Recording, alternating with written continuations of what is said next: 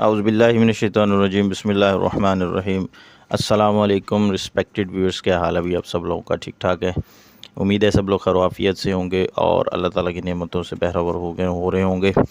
जनाब, आज का जो हमारा टॉपिक है वो होगा जो एफबीआर ने लेटेस्ट एसआरओ जारी किया है लेट फाइलर के लिए, कि जो लोग लेट फाइलिंग में आ रहे थे, जिन लोगों ने 2023 की रिटर्न जमा करवाई और अपना डिफ़ॉल्ट सरचार्ज भी जमा करवा दिया, फिर भी उनका नाम लेट फाइलर की कैटेगरी में डाला गया है, तो उनके बारे में एक एफबीआर ने सर्कुलर जारी किया है, जिसकी क्लैरिफिकेशन मैं समझता हूँ कि हम दोस्तों तक ये पहुँचनी चाहिए। जैसा कि आप लोगों को मालूम है कि फ़ाइनेंस एक्ट 2024 में लेट फाइलर की एक कैटेगरी डाली गई थी कि जो लोग लेट रिटर्न फाइल करते थे, डेट एक्सटेंड होने के, डेट क्लोज़ होने के बाद लोगों ने अपने मकसद प्रॉपर्टीज़ परचेज़ करने के लिए, ऑब्वियसली चूँकि लेट फाइलर की कैटेगरी सिर्फ उन लोगों के लिए निकाली गई थी कि जो लोग जस्ट प्रॉपर्टी परचेज़ करते हैं, अपने आप को टैक्स नेट में लाते हैं, फाइलर होते हैं और अपना बहुत ज़्यादा टैक्स जो है वो बचा कर उसके बाद फिर कई साल वो रिटर्न जमा नहीं करवाते। तो उन लोगों को टैक्स नेट में रखने के लिए एफबीआर ने ये एक नई पॉलिसी निकाली थी कि जो भी बंदा लेट फाइलर होगा उसके ऊपर फाइलर की निस्बत डबल टैक्स दिया जाएगा। एक तो है ही बिल्कुल नॉन फाइलर ना, जिसने एनटीएन लिया ही नहीं है, तो उसके लिए तो टैक्स रेट आप कह लें 10% था, जबकि प्रॉपर्टी परचेज़ के ऊपर, जबकि जो फाइलर था उसके लिए 3% था। इन्होंने दरमियान में एक कैटेगरी निकाल दी जिसमें उन्होंने लेट फाइलर की कैटेगरी निकाली कि जी ना नॉन फाइलर है और ना ही वो फाइलर है। उसने दरमियान में अपनी ज़रूरत के मुताबिक एनटीएन लिया और रिटर्न फाइल की और प्रॉपर्टी परचेज़ की, टैक्स बचाया और उसके बाद फिर चला गया, फिर नहीं उसने पता कब रिटर्न दी है कब नहीं दी। तो इन लोगों के लिए शिकंजा तंग करने के लिए इन्होंने क्या किया है कि लेट फाइलर की कैटेगरी निकाल दी कि आप प्रॉपर्टी परचेज़ कर रहे हैं, लेट फाइलिंग की कर रहे हैं, तो आप अब साल के दरमियान में फाइलर हो रहे हैं तो आप एक 3% इजाफी टैक्स देंगे प्रॉपर्टी परचेज़ करने पर। तो इसके ऊपर जो है ना काफ़ी लोगों ने डिबेट की कि भाई हम अगर हमारी रिटर्न किसी वजह से लेट हो जाती है तो हमें लेट फाइलर की कैटेगरी में क्यों डाला गया है? अगर हमने उसका जो डिफ़ॉल्ट सरचार्ज भी पे कर दिया है तो फिर भी हमें क्यों लेट फाइलर की कैटेगरी में डाला जा रहा है? हाई कोर्ट में उन्होंने रिट फाइल कर दी, रिट का डिसीजन हुआ और डिसीजन में हाई कोर्ट ने ये कह दिया कि भाई आप लोग क्यों उन लोगों को लेट फाइलर की कैटेगरी में डाल रहे हैं जो फाइनेंस एक्ट 2024 से पहले था। फाइनेंस एक्ट 2024 में लेट फाइलर की कैटेगरी को इंट्रोड्यूस करवाया गया, जो कि रिट्रोस्पेक्टिव है ना कि जो कि प्रोस्पेक्टिव है ना कि रिट्रोस्पेक्टिव है। मतलब इसका इम्प्लीमेंटेशन फाइनेंस एक्ट 2024 के बाद से होने वाला है, जबकि जो लोग ऑलरेडी अगर कोई रिटर्न लेट फाइल की है उसने, तो आपने फाइनेंस एक्ट में कहीं पे भी नहीं लिखा कि ये जो इम्प्लीमेंटेशन है लेट फाइलर की, इसका प्रीवियस लोगों पर भी इतलाक होगा। तो इस डिसीजन को आई थिंक मद्देनज़र रखते हुए या इस डिसीजन के रिस्पांस में एफबीआर ने एक सर्कुलर जारी किया। उस सर्कुलर में ये तो नहीं लिखा कि ये इस डिसीजन के रिस्पांस में है, लेकिन बहरहाल सर्कुलर जारी हो गया, जो कि लोगों के लिए बड़ी एक अच्छी बात है, बड़ी खुशखबरी की बात है, जिसके अंदर एफबीआर ने जो उसका मेन थीम है, जो लुब्बे लुबाब है, पहले हम उसको देख लेते हैं, उसके बाद फिर हम सर्कुलर के ऊपर देखेंगे उसकी वर्डिंग में क्या है। तो जिन लोगों ने सिर्फ क्रक्स लेना है कि जी उसका क्या मतलब है, तो उन लोगों के लिए ये है कि जी उसमें सिर्फ ये होगा कि लेटेस्ट टैक्स ईयर के जो रिटर्न फाइल कर देगा, और अगर उसकी प्रीवियस ईयर की रिटर्न टाइमली फाइल है तो फिर तो वो सिर्फ 24 की रिटर्न फाइल करेगा और जैसे ही डेट क्लोज हो जाएगी आपका नाम एटीएल में शामिल हो जाएगा। उसको फरवरी तक वेट करने की ज़रूरत नहीं होगी। पहले ये होता था कि वो फरवरी तक वेट करेगा और उसके बाद फिर मार्च में जब लिस्ट अपडेट होगी 1 मार्च को, उसमें उसका नाम आ जाएगा। अब जैसे ही डेट क्लोज होगी वैसे ही उसका नाम एटीएल की लिस्ट में शामिल हो जाएगा। ये तो उस शख्स के लिए है कि जो अपनी प्रीवियस रिटर्नें जमा करवा रहा है टाइमली, सिर्फ 24 की रिटर्न उसकी ड्यू है, उसने वो जमा करवाई और उसका नाम एटीएल में आ गया, अब वो एटीएल के बेनिफिट अवेल कर सकता है। और दूसरी शख्स की कैटेगरी ये है कि एक शख्स ने अभी एनटीएन लिया, अभी वो न्यूली एंटर्ड हो रहा है टैक्स नेट के अंदर और आज के दिन उसने एनटीएन लिया। अब चूंकि 23 की रिटर्न का टाइम गुजर चुका है, डेट एक्सटेंड क्लोज हो चुकी है, अब 24 की रिटर्न चल रही है। तो 24 की रिटर्न उसके लिए जो लेटेस्ट टैक्स ईयर होगा उसके लिए वो 2 टैक्स ईयर होंगे, एक तो 24 जो अभी चल रहा है जिसकी डेट अभी क्लोज नहीं हुई, और एक उससे प्रीवियस जो टैक्स ईयर है, जो टैक्स ईयर 23 है, वो उसके लिए चल रहा है। तो टैक्स ईयर 23 की वो रिटर्न जमा करवाएगा, उसका डिफ़ॉल्ट सरचार्ज पे करेगा, 24 की रिटर्न वो जमा करवाएगा, 2 रिटर्नें उसके लिए हो गई, वो दोनों रिटर्नें जमा करवाएगा और उसके बाद जैसे ही डेट क्लोज होगी 24 की, उसका नाम एटीएल की लिस्ट में शामिल हो जाएगा। तो ये 2 शख्स की कैटेगरीज इसमें डिफ़ाइन कर दी गई हैं। ये बड़ा अच्छा स्टेप है। पहले संडे के संडे लिस्ट अपडेट होती थी, अब जैसे ही आप ATL सरचार्ज जमा करवाएंगे आपका नाम ATL की लिस्ट में आ जाएगा, और जैसे ही ये डेट क्लोज़ होगी आपका नाम ATL की लिस्ट में बरकरार रहेगा। आपको वेट नहीं करना पड़ेगा कि भाई आप मार्च तक वेट करेंगे 24 की रिटर्न की बिना पर, फिर आपका नाम ATL में शामिल किया जाएगा।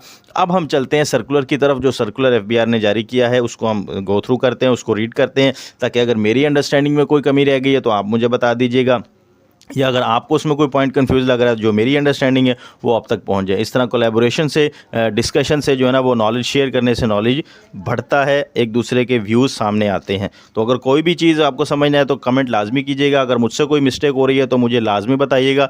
एक दूसरे की करेक्शन जो है हमारा फरीज़ा है।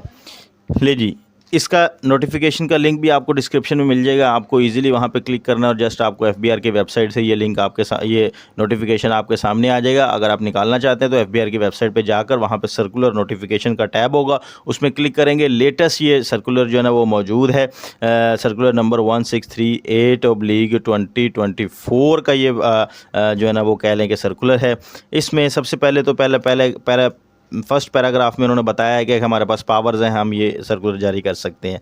असल में जो करने वाली बात है वो सेकंड है, in the aforesaid rule in 81B जो कि इनकम टैक्स रूल 2012 है, उसके अंदर बताया गया था कि ATL लिस्ट कब जारी की जाती है और उसके अंदर किन किन लोगों का नाम शामिल होगा। उसके अंदर जो सब रूल्स हैं उसके अंदर चेंजिंग की गई है। अब वो चेंजिंग क्या है? इन सब rule 1 for the expression clause 23A and 35C of the section 2 and section 181A the expression publishing active taxpayer list hereinafter referred to as ATL under section 181A of the ordinance shall be substitute। ठीक हो गया। ये जो inverted commas के अंदर word हैं, ये वाले वर्ड क्या कर दिए गए हैं?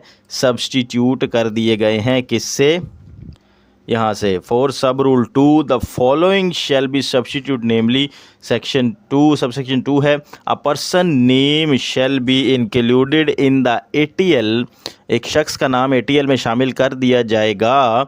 इफ़ ही फाइल्स रिटर्न, अगर वो रिटर्न फाइल करता है of income tax for the latest tax year, income tax return को लेटेस्ट टैक्स ईयर में अगर वो फाइल करता है तो उसका नाम ATL में शामिल कर दिया जाएगा। आगे, by the due date, due date के अंदर होनी चाहिए स्पेसिफाइड 118 ऑफ द ऑर्डिनेंस, जो कि ऑर्डिनेंस के सेक्शन 118 में लिखी गई है ड्यू डेट, या फिर by the due date as extended under section 119, या तो 119 सेक्शन के तहत डेट एक्सटेंड कर दी गई है तो फिर वो एक्सटेंडेड डेट तक फाइल करेगा। बाय द कमिश्नर, अगर कमिश्नर ने उसको अप्रूवल दे दिया 119 की एक्सटेंशन की, आपको पता है कि अगर आपकी रिटर्न में एक्सटेंशन आप फाइल करते हैं तो कमिश्नर आपको अप्रूवल दे सकता है 15 डेज़ की कि आप इसको एक्सटेंड करके फाइल कर लें। तो उस एक्सटेंड डेट के अंदर भी अगर आपने फाइल कर दी तो भी आपकी ड्यू डेट ही कंसीडर होगी। By the due date as extended by the board, या फिर अगर बोर्ड ने कोई जर्नल SRO जारी करके डेट एक्सटेंड कर दी है तो फिर भी वो एक्सटेंडेड डेट ही ड्यू डेट कंसीडर होगी। सेक्शन देयर ऑफ, ठीक हो गया। तो लेटेस्ट टैक्स ईयर की रिटर्न फाइल करना उसके ऊपर लाजमी होगी विद इन ड्यू डेट। अब लेटेस्ट टैक्स ईयर को यहाँ पर उन्होंने मजीद एक्सप्लेन किया है कि लोग समझ रहे होंगे लेटेस्ट टैक्स ईयर कौन सा टैक्स ईयर है। अभी तो देखें डेट क्लोज नहीं हुई, ठीक है। हमारा जो टैक्स ईयर वाइंड अप हुआ है, जो टैक्स ईयर क्लोज हुआ है वो कौन सा हुआ है? 1 जुलाई 2023 से लेकर 30 जून 2024 को हमारा जो टैक्स ईयर है वो क्लोज़ हो चुका है। अब जो उसका टाइम चल रहा है ना, जो जुलाई, अगस्त, सितंबर, अक्टूबर, ये वाला जो टाइम है ये उसकी फाइलिंग का टाइम है, ना कि टैक्स ईयर का टाइम है। टैक्स ईयर हमारा जून में क्लोज़ हो चुका है, ठीक हो गया। हमारा जो अब ये टाइम चल रहा है ये टैक्स ईयर 25 का चल रहा है, जबकि ये उसकी फाइलिंग का डेट है टैक्स ईयर 24 का। तो लेटेस्ट टैक्स ईयर इसमें शामिल हो गया 2024, जो कि 30 जून 2024 को क्लोज हो चुका है। लेकिन यहाँ पर इन्होंने लेटेस्ट टैक्स ईयर की एक डेफिनेशन सेपरेट दी है ताकि आपके माइंड में जो कन्फ्यूजन है वो दूर हो जाए। उसको हम देख लेते हैं। एक्सप्लेनेशन में वो क्या कह रहा है कि भाई लेटेस्ट टैक्स ईयर से मतलब आपने ये लेना जो मैंने आपको यहाँ पे दी है, ठीक है। इसका मतलब जब वो मीन्स कह दे तो इसमें वो कोई चीज़ ऐड कर सकता है कि भाई मेरे मुताबिक आपने अगर लेटेस्ट टैक्स ईयर लेना है इस क्वेश्चन में तो आपने ये वाला लेटेस्ट टैक्स ईयर लेना है जो मैं आपको बता रहा हूँ। वो क्या बता रहा है? Latest tax year means the tax year last completed before the date on which return is filed. जिस ड्यू डेट से पहले आप रिटर्न फाइल कर रहे हैं उस ड्यू डेट से पहले जो लास्ट टैक्स ईयर क्लोज हुआ है वो वाला लेटेस्ट कहलाएगा। तो अभी मैंने आपको बता दिया कौन सा क्लोज हुआ है। हमारी जो टाइम चल रहा है, टाइम पीरियड, ये सिर्फ फाइलिंग का टाइम चल रहा है कि हमने रिटर्न फाइल करनी है। जो टैक्स ईयर हमारा क्लोज हो चुका है वो टैक्स ईयर 24 क्लोज हो चुका है, जो 30 जून 24 को क्लोज हो चुका है। लेकिन date on which return file, and अब ये एंड का वर्ड आ गया, इट्स मीन के लेटेस्ट टैक्स ईयर अभी क्लोज नहीं हुआ, लेटेस्ट टैक्स ईयर अभी ख़त्म नहीं हुआ। कह रहा है एंड शेल इंक्लूड, और इंक्लूड होगा the tax year previous to that year. इस ईयर से जिसकी हम बात कर रहे थे पीछे, एंड से पहले जिस सेंटेंस में हमने जिसकी बात की, उस ईयर से पीछे वाला जो टैक्स ईयर होगा वो भी मैं शामिल करूंगा अपने लेटेस्ट टैक्स ईयर में।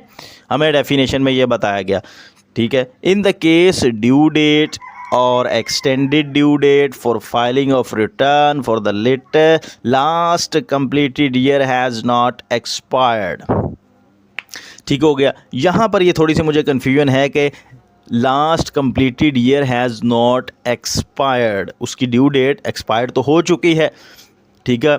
एक्सपायर्ड 2023 की जो रिटर्न है वो हो चुकी है, उसको आप जो भी फाइल करेगा वो लेट फाइल कंसीडर होगी और उसका उसे डिफ़ॉल्ट सरचार्ज देना पड़ेगा। इस लाइन की अगर आपको मज़ीद समझ आए तो मुझे लाजमी कमेंट करके बताइएगा कि इस लाइन का क्या मुकम्मल मीनिंग है। क्योंकि मेरी अंडरस्टैंडिंग के मुताबिक ये है कि जी टैक्स ईयर 23 की रिटर्न भी वो कह रहा है कि जी आपने फ़ाइल करनी है और 24 की रिटर्न भी आपने फ़ाइल करनी है ड्यू डेट से पहले ही। अगर ड्यू डेट से पहले कर देते हैं तो फिर आपका नाम ATL की लिस्ट में शामिल हो जाएगा। 1 नवंबर को जो लिस्ट अपडेट होगी, अगर डेट एक्सटेंड नहीं होती तो, अगर हो जाती है तो फिर उसके बाद वाली, लेकिन उम्मीद है कि डेट एक्सटेंड नहीं होगी क्योंकि पहले ही 2 एक्सटेंशन ऑलरेडी FBR दे चुका है। अब मज़ीद एक्सटेंशन के चांसेस नज़र नहीं आ रहे हैं। ठीक हो गया। तो ये इसमें मेन करक्स था जो इसमें चेंजिंग की गई है। After the sub rule 2 substitute फोरशेड the following sub rule shall be inserted. जी नया 2A रूल इन्होंने इंसर्ट किया है। In case a person file his income tax return for the latest tax year after the due date, extended due date as mentioned in sub rule 1, his name shall be included in active taxpayer list if he pays surcharge as specified in proviso in clause A। अगर वो late file करता है तो उसका नाम कब शामिल होगा, तो फिर उसका नाम शामिल हो जाएगा जी डिफ़ॉल्ट सरचार्ज पे करे तो उसका नाम शामिल हो जाएगा। In sub rule 3, for the expression last day of February, next following, the word on next day after the due date or extended due date as mentioned sub rule shall substitute। पहले जो सब rule 4 के अंदर लिखा होता था, इन सब rule 3 में जो लिखा होता था कि भाई फरवरी तक उसे वेट करना पड़ेगा। अगर वो सरचार्ज नहीं देना पड़ता, उसको सरचार्ज नहीं देना चाहता, वो कहता है जी मुझे वैसे ही मेरा नाम ATL में आ जाए, तो वो फरवरी तक वेट करता था। मार्च में जैसे ही लिस्ट अपडेट होती थी, अगर उसने ड्यू डेट में रिटर्न दी होती थी तो उसका नाम ATL की लिस्ट में शामिल हो जाता था। लेकिन अब अगर वो ड्यू डेट में रिटर्न जमा करवा देता है तो फर्स्ट डे से ही, जैसे ही डेट क्लोज होगी, उसका नाम ATL की लिस्ट में शामिल हो जाएगा। लेकिन अगर उसने लेट रिटर्न दी है तो फिर उसको जैसे ही डिफ़ॉल्ट सरचार्ज पे करेगा उसका नाम ATL की लिस्ट में शामिल हो जाएगा। In sub rule 4, the expression every Sunday at 24 hours hereinafter referred to as the updation date, the word daily basis, पहले हर संडे के संडे होती थी, अब जो है वो डेली बेसिस पे अपडेट होगी। पहले भी आई थिंक डेली बेसिस पे ही अपडेट हो रही थी, लोगों के नाम फ़ौरन शामिल हो जाते थे।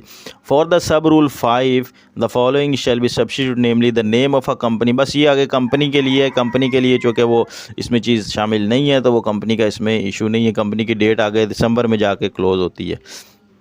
तो दोस्तों भाइयों, ये हमारा था एक लेटेस्ट नोटिफिकेशन सर्कुलर जो एफबीआर ने जारी किया। हमने इसको मज़ीद डिटेल में देखा और इसके अंदर जो जो इसके मेन पॉइंट्स थे हमने वो डिस्कस किए। अगर आपको इसमें कोई कन्फ्यूजन लग रही है या आपको लग रहा है कि मेरे से इसमें इंटरप्रिटेशन में कोई मिस्टेक हुई है या कोई चीज़ रह गई है, तो मुझे लाजमी कमेंट करके बताइएगा। एक दूसरे की इस्लाह करना हम लोगों का फ़र्ज़ है। वीडियो अच्छी लगी है तो वीडियो को लाइक और शेयर लाजमी कीजिएगा। चैनल पर अगर नहीं है तो चैनल को सब्सक्राइब करके भाई की हौसला अफजाई कीजिएगा। अपना बहुत सा ख्याल रखिएगा, मुझे दुआ में याद रखिएगा। अल्लाह हाफिज़। पाकिस्तान जिंदाबाद।